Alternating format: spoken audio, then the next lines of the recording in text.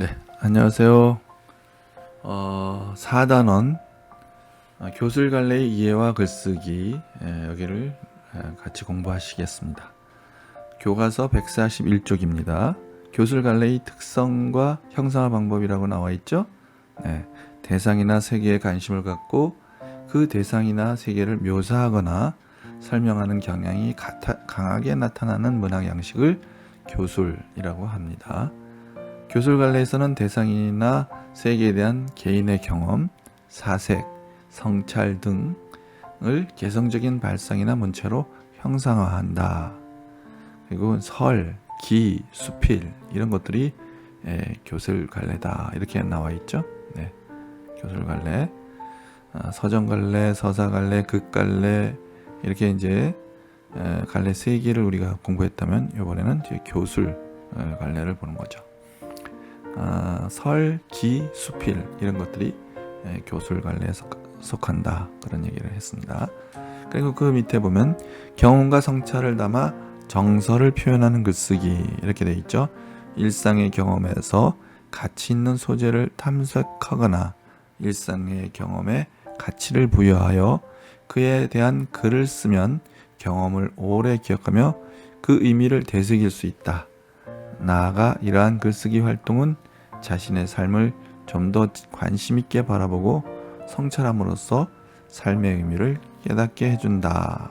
이렇게 경험과 성찰을 담아서 정서를 표현하는 글쓰기에 대한 얘기를 하고 있죠. 네. 자, 그러면 이제 교과서 142쪽 상기 작품을 한번 보도록 하겠습니다. 네. 교술갈래의 이해와 글쓰기 이렇게 나와 있죠. 네. 저자는 박지원이네요. 1737년에서 1805년까지의 인물입니다. 정조 때의 문장가, 실학자, 자는 중미, 호는 연암. 정조 4년에 친족 형인 박명원이 청나라에 축하사절로 갈 때 동행한 경험을 바탕으로 열하일기를 저술하여 청나라의 문화를 소개하고 당시 조선의 정치, 경제, 사회, 문화 등 각 방면에 걸쳐 비판과 개혁을 논했다 이랬습니다. 자, 그리고 이제 북학론을 주장했고요. 이용후생의 실학을 강조했습니다. 주요 작품으로는 양반전, 허생전, 주요 저서로는 연암집 등이 있습니다. 자, 그러면 이제 본문을 한번 보겠습니다. 상기, 그죠? 만일 진기하고 괴이하고 대단하고 어마어마한 것을 볼 요량이면, 뭐 진기하고 기이하고 이렇게 되겠습니다. 괴이하다, 이상야릇하다 이렇게 된 것이죠. 자, 요량, 앞일을 잘 헤아려 생각한다 또는 그런 생각, 이것이 요량 하면 먼저 선문문 안으로 가서 코끼리 우리를 구경하면 될 것이다. 네, 선문문이라면 이제 중국 베이징 사대문의 하나로 자금성의 남서쪽에 위치한다 이렇게 나와 있습니다.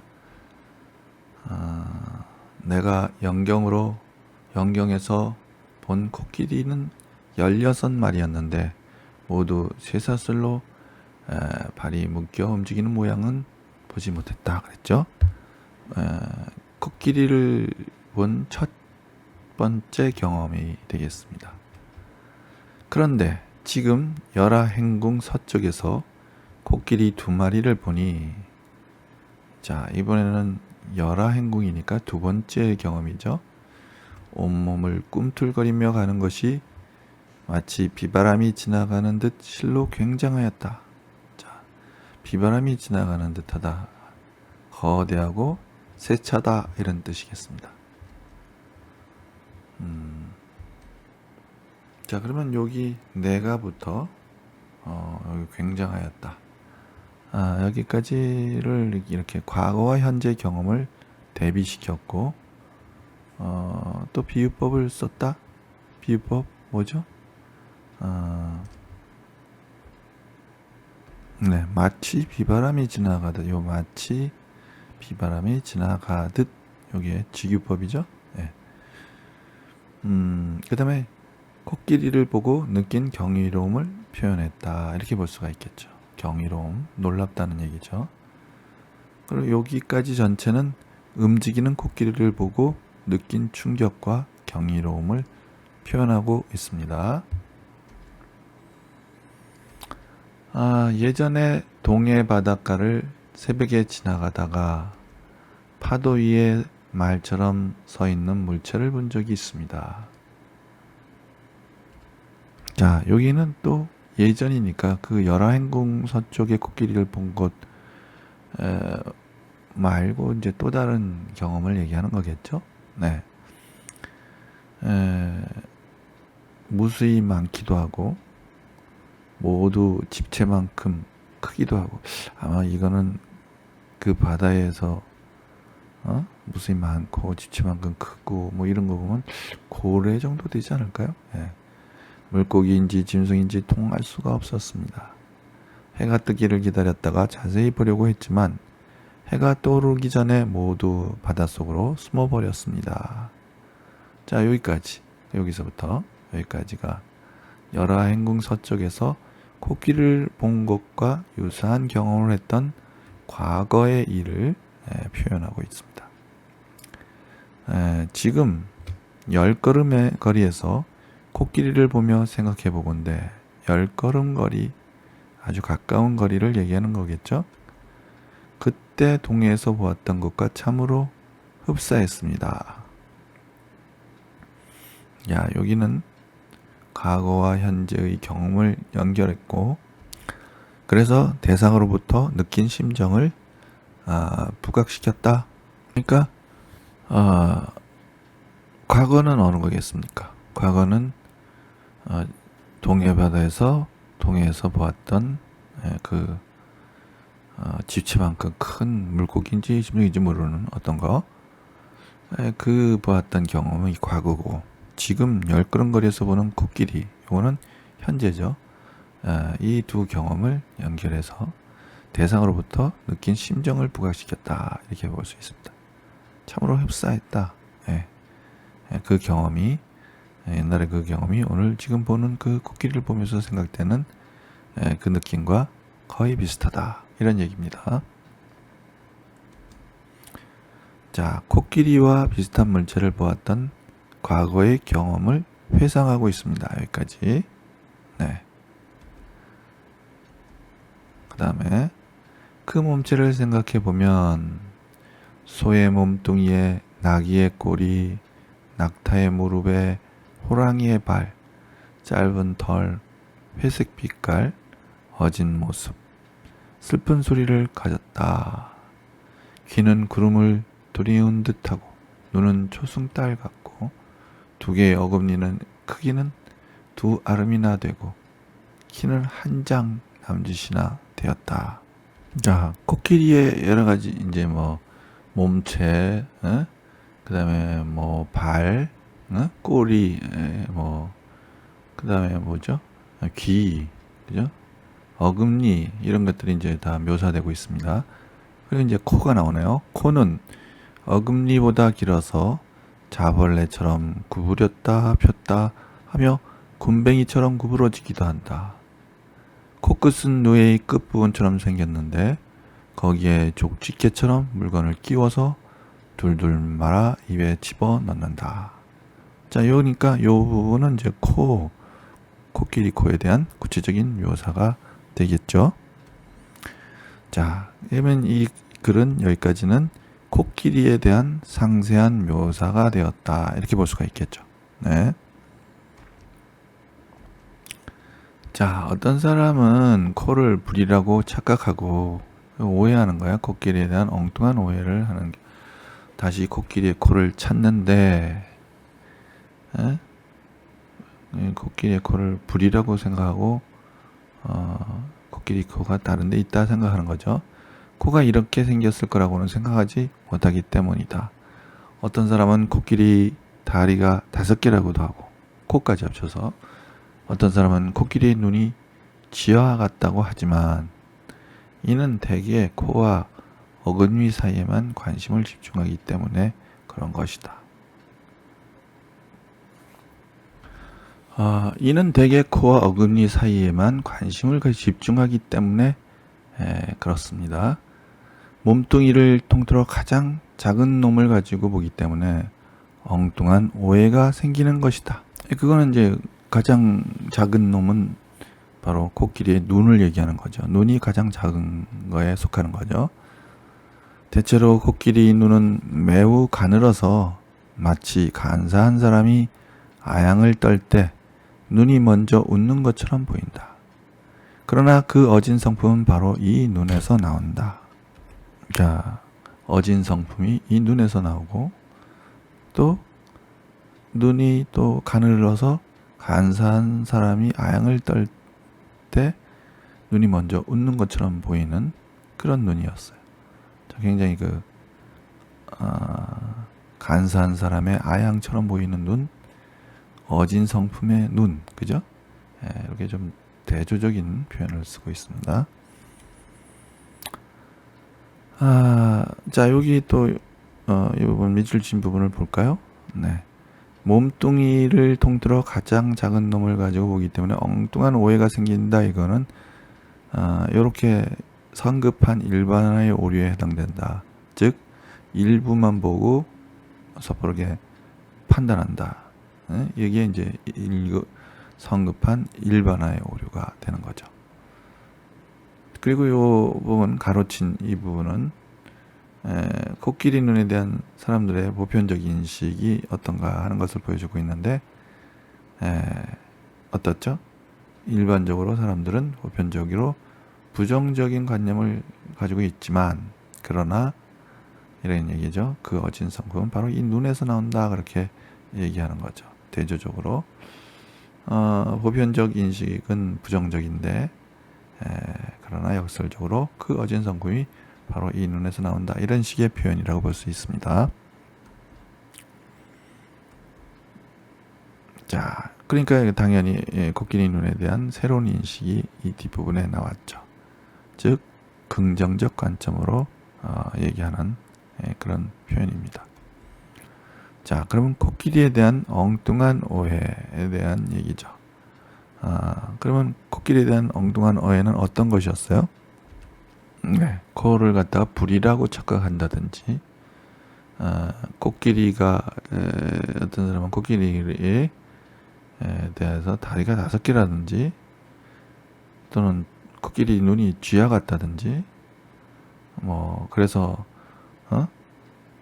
간사한 사람이 아양을 떠는 모습이라든지 이렇게 보는 거. 그러나 이런 것들이 다 엉뚱하고 잘못된 오해다 이런 얘기입니다. 오히려 그 눈은 어진 성품을 표현하고 있다. 자, 이렇게 이제 얘기하는 것입니다. 코끼리에 대한 엉뚱한 오해가 되겠습니다. 강희 황제 때였다. 중국 청나라 제4대 왕입니다. 1654년에서 1722년.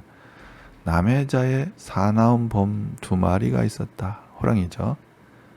키운 지 오래되었는데도 길을 들이기가 어렵자 길을 부리다 짐승 따위를 잘 가르쳐서 부리기 좋게 버릇이 들은 것을 길이 들었다. 그렇게 되자 황제가 노하여 범을 코끼리 우리 가두게 했어요. 그랬더니 코끼리가 크게 놀라 코를 한번 휘두르는 바람에 범 2마리가 그 자리에서 죽었습니다.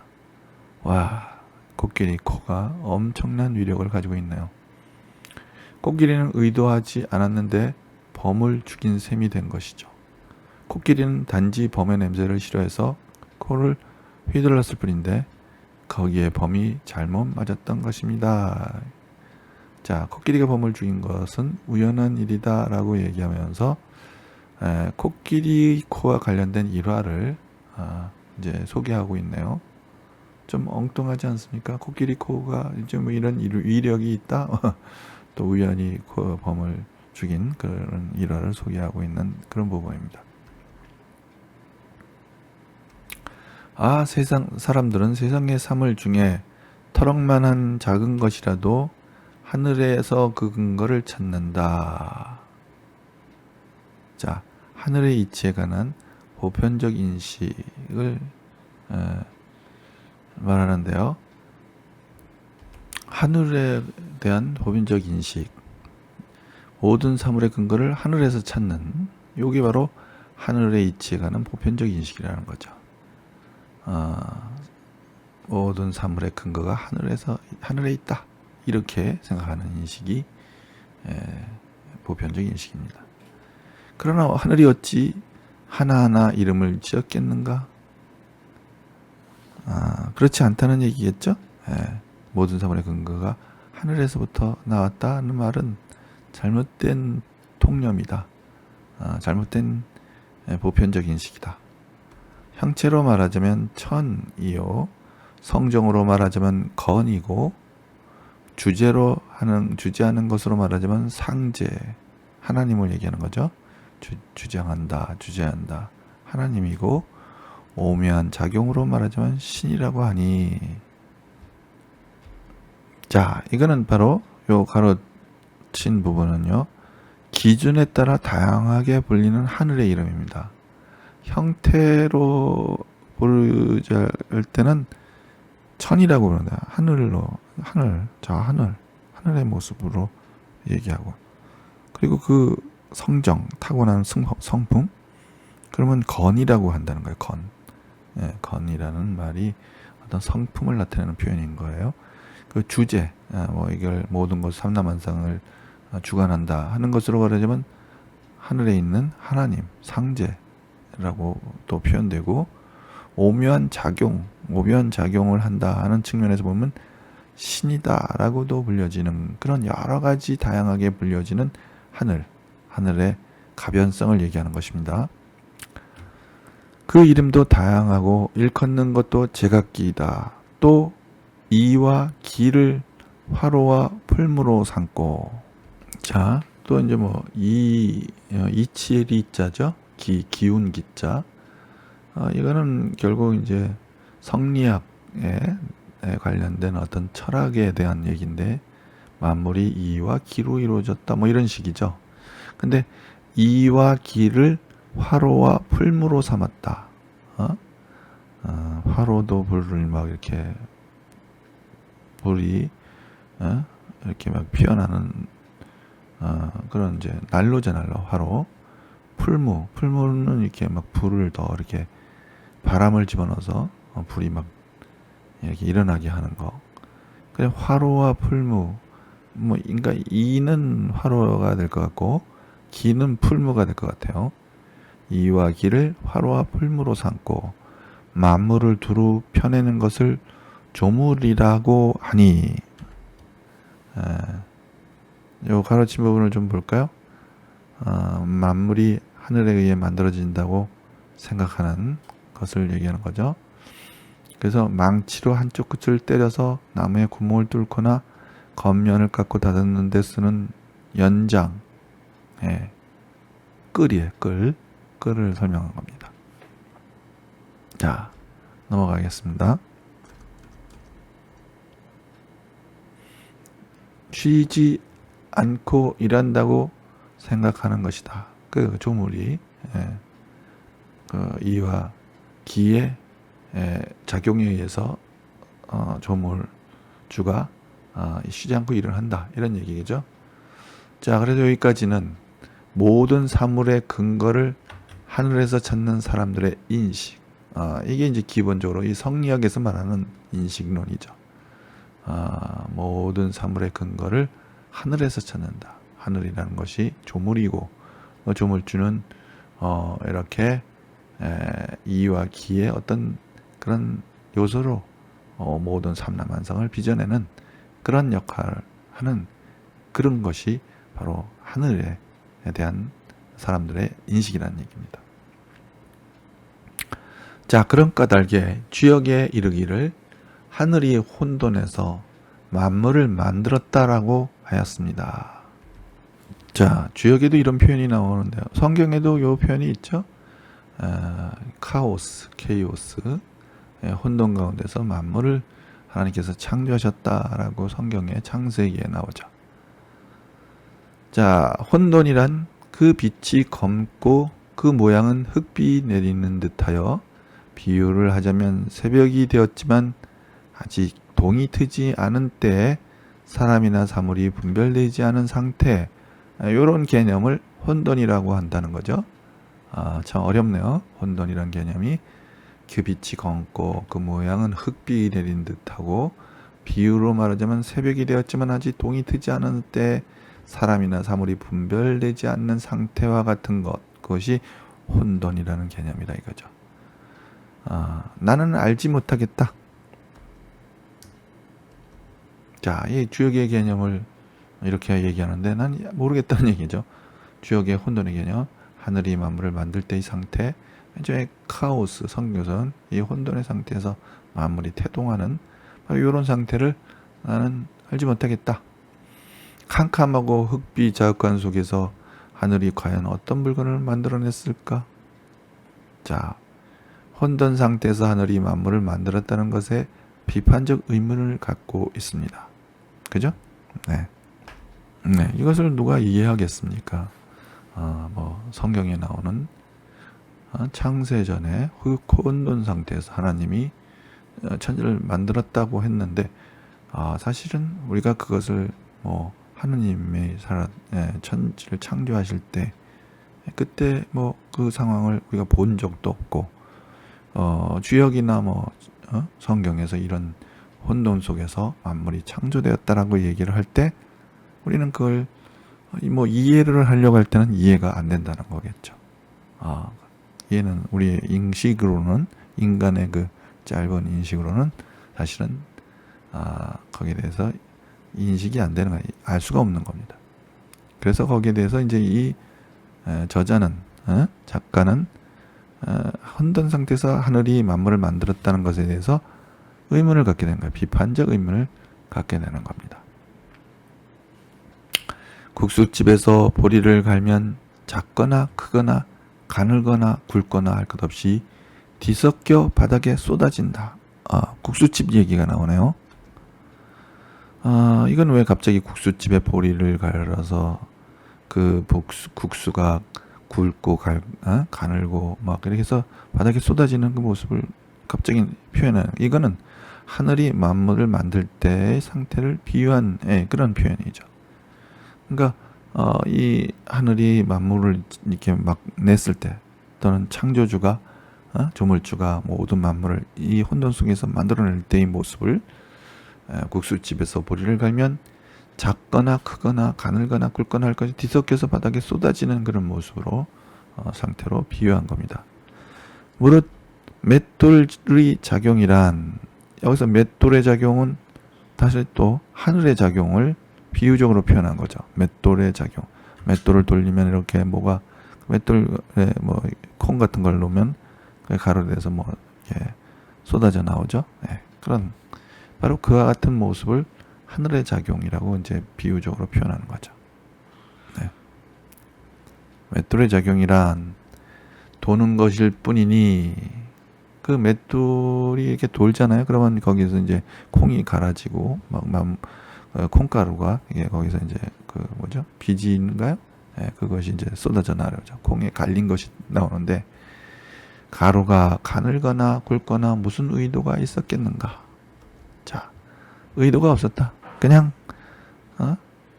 그 하늘이 그냥 자연 어떤 이치로 원래 이렇게 돌아가면서 어떤 사물들이 만들어진 것인데, 거기에 하늘에 어떤 의도가 있고 그것이 어떤 계획이 있어서 조물주가 만들었다라고 생각되지 않는 거죠. 이 사람의 생각에는. 이거는 이 사람의 생각입니다. 박지원의 생각에는 그게 어떤 의도가 없이 만들어졌다, 이렇게 말하는 거죠. 이건 이제 또 다른 책에는 또 다르게 나와요. 성경책 같은 경우는 의도가 있다고 얘기하죠. 우연히 만들어진 게 아니라 어떤 의도를 갖고 창조주 하나님이 만들었다, 이렇게 나오지만, 박지원이 생각할 때는 그 맷돌이 그냥 돌다가 그냥 우연히 나왔다, 그게 만물이다, 이렇게 생각하는 거죠. 그런데도 사람들은 뿌리 있는 것에게는 윈리를 주지 않는다라고 말한다.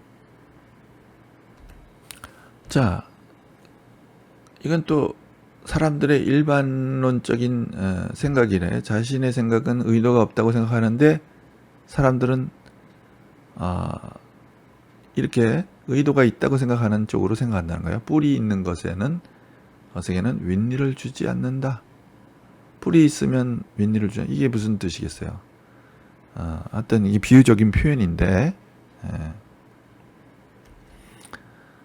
뿔이 있으면 윗니가 필요 없다는 그런 어떤 격언? 그런 격언 같은 표현을 이제 여기에다 인용한 건데, 이것도 역시 하늘이 사물을 만들 때 나름의 의도를 반영한다는 생각을 이런 식으로 표현한 거죠. 하늘이 사물을 만들 때 나름대로 의도가 있었다 라고 생각한다는 하는 것이 일반적인 사람들의 생각이다. 나는 그렇게 생각하지 않는다. 사람들은 그런데 이렇게 생각한다. 이런 겁니다. 라고 말한다. 이는 마치 사물을 만들면서 빠뜨린 게 있는 듯 여기는 것이니 이거는 잘못된 생각이다. 이제 박지원이 생각할 때는 자, 이렇게 생각하는 일반적인 사람들의 생각이 뭔가 모순되다, 잘못된 것이다 라고 생각하는 그런 인식의 생각을 하였습니다. 자, 그러면 박지원이라는 분이 사물에 대한 인식, 또 이 세계의 근원에 대한 인식을 뭐 이런 식으로 갖는다고 해서 그게 다 정답은 아니죠. 이 사람의 인식 속에는 그렇게 이제 생각이 되어지는 거죠.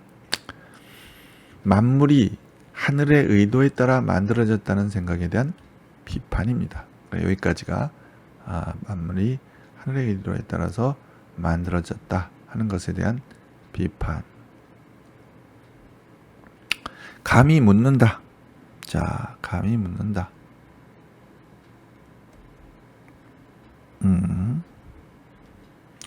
봄다법을 통해서 작가 자신의 주장이 타당함을 입증하는 그런 태도라고 볼 수가 있어요.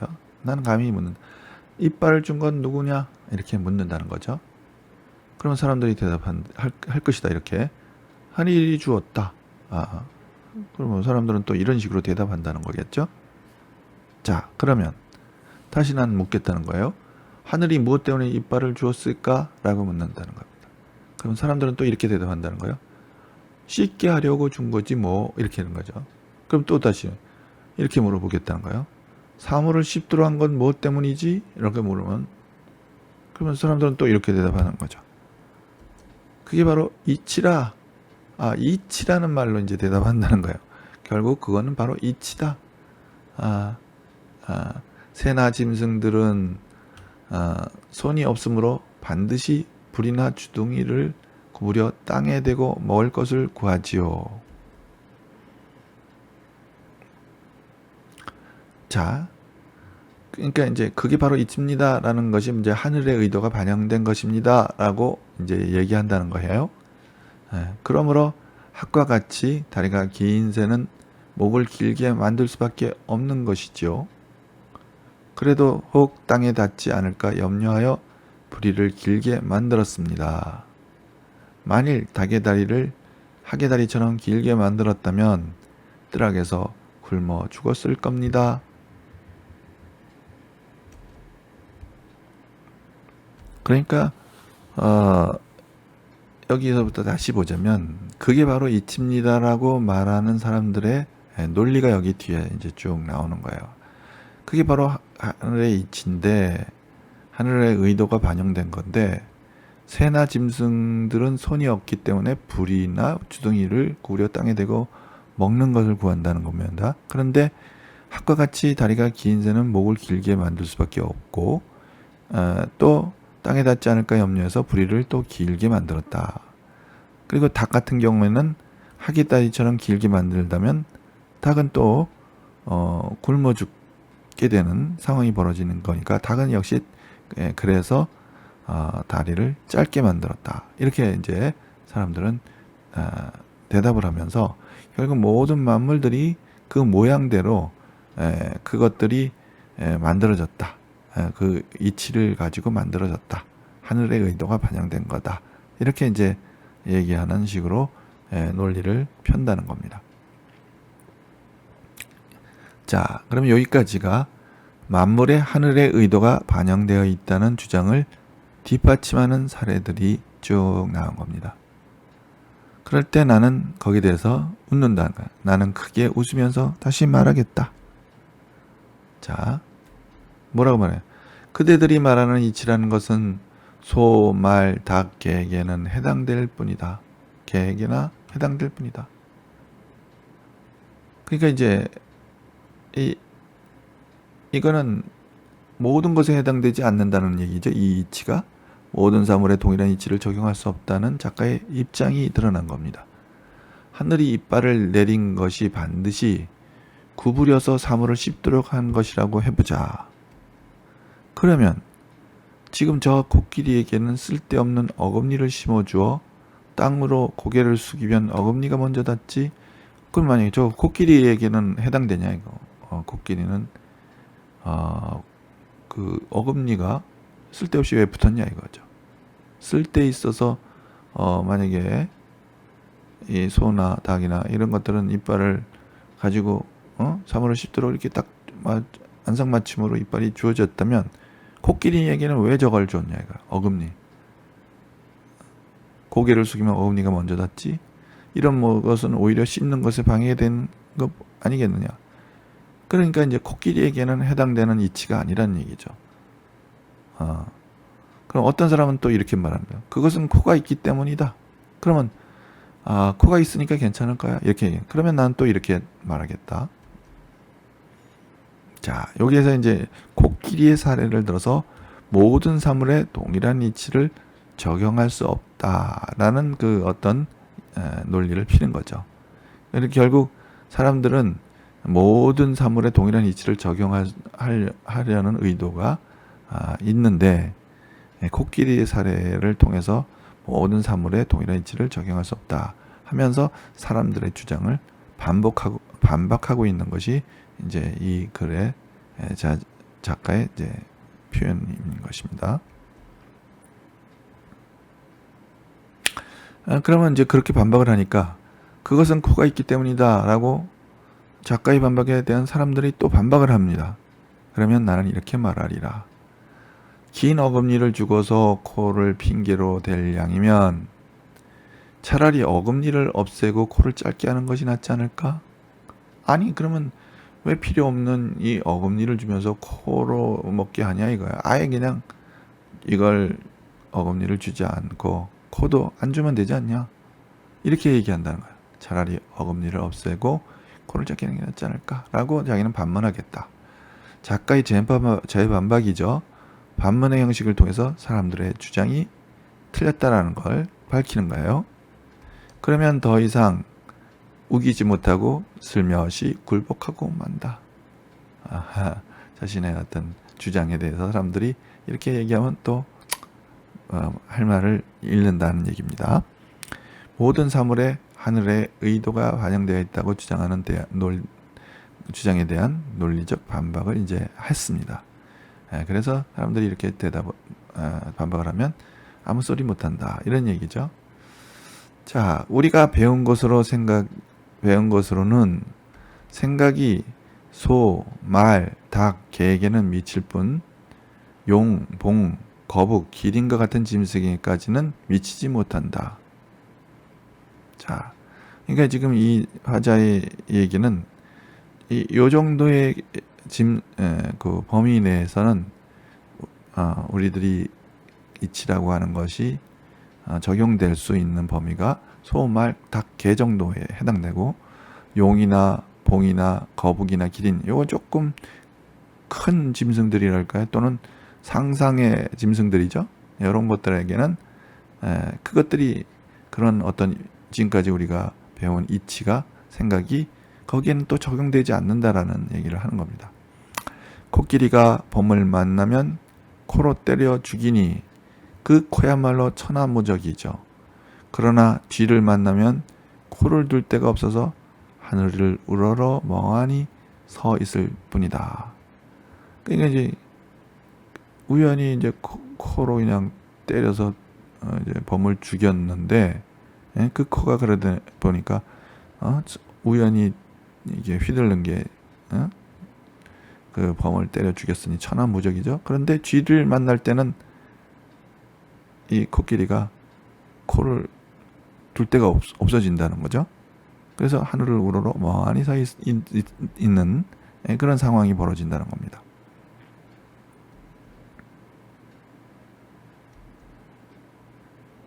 자, 여기에 이렇게 나왔네요. 소, 말, 닭, 개 같은 경우는 주변에서 흔히 볼 수 있는 동물. 여기에는 이제 우리가 배운 게 적용된다는 그런 거죠. 용, 봉, 거북, 기린 이런 거는 현실에서 보기 어려운 동물 이렇게 돼 있죠. 여기에는 우리가 배운 것이 그 이치가 적용되지 않는 그런 상황을 얘기하는 겁니다. 자, 그렇다고 쥐가 범보다 무서운 존재라고 말한다면 조금 전에 말한 바 이치가 아니다. 코끼리는 사실은 범을 만났을 때는 그 무서워서 이렇게 휘둘렀잖아요. 근데 쥐가 나타났을 때는 코를 둘 데가 없어서 우연히 좀 전에 뭐라 그랬습니까? 하늘을 우러러 멍하니 서 있는 그런 표현을 했는데, 그러면 이게 쥐가 범보다 무서워서 그러냐? 그건 아니다 이거죠. 말한다면 조금 전에 말한 바 이치가 아니다. 대저 코끼리는 오히려 눈에 보이는 것인데도 그 이치를 모르는 것이 이와 같다. 코끼리를 하나로 놓고 볼 때도 우리가 눈에 보이는 그 사물이잖아, 코끼리는. 근데 이것을 가지고 얘기할 때도 이런 상황을 쥐를 만났을 때는 우두커니 이렇게 멍하니 있고, 쥐는 무서운 존재가 아닌데도 멍하니 있고, 범을 만났을 때는 오히려 그 범보다 무서운 괴력을 발휘해서 그 범을 때려 죽이고, 이런 것들은 우리가 눈에 보이는 코끼리를 생각해 볼 때 여기에도 우리는 그 이치를 모르는 이런 상황이 벌어진다는 거죠. 코끼리는 그 이치를 우리가 눈에 보이는 사물인데도 그 이치를 모르는 이런 상황이 되어버린다는 거죠. 하물며 천하의 사물이 코끼리보다도 만배나 더한 것이며라. 그런데 어떻습니까? 이 천하 사물은 코끼리보다 더 얼마나 크냐 이거죠. 코끼리만한 짐승도 우리는 그 이치를 어떻게 적용해야 될지 모르는 이런 상황이 벌어지는데, 이 코끼리보다도 만배나 더 큰 이 천하, 이 모든 큰 그 온 우주를 얘기한다는 거겠죠. 이런 모든 사물들은 어떻게 하겠느냐? 그건 더 이해할 수 없지 않냐? 더 이치가 맞지 않게 되겠느냐? 되지 않겠느냐? 이런 얘기입니다. 그러므로 성인이 주역을 지을 때 코끼리 상자를 취하여 지은 것도 만물의 변화를 궁구하려는 까닭이었으리라 하면서 얘기를 하죠. 즉 궁구란 얘기는 연구한다는 걸 궁극적으로 규명해낸다는 거죠.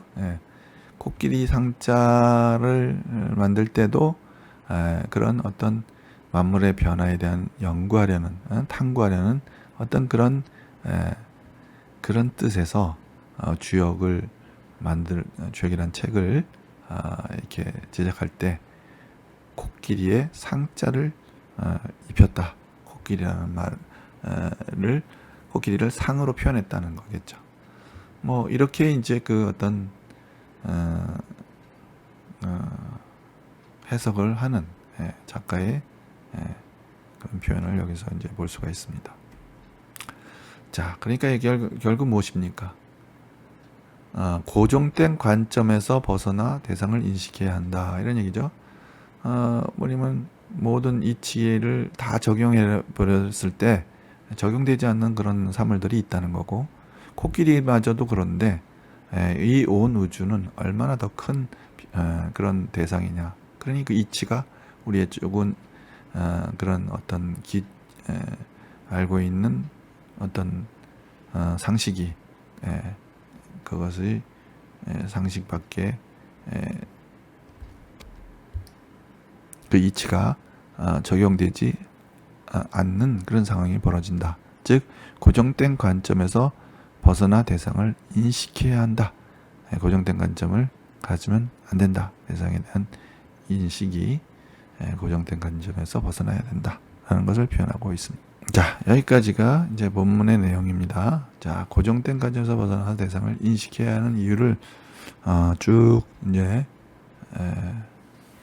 표현한 그런 글이죠. 네. 자, 여러분 오늘도 공부하시느라고 수고 많으셨고요. 자, 그러면 다음 시간에 뵙겠습니다. 안녕히 계세요.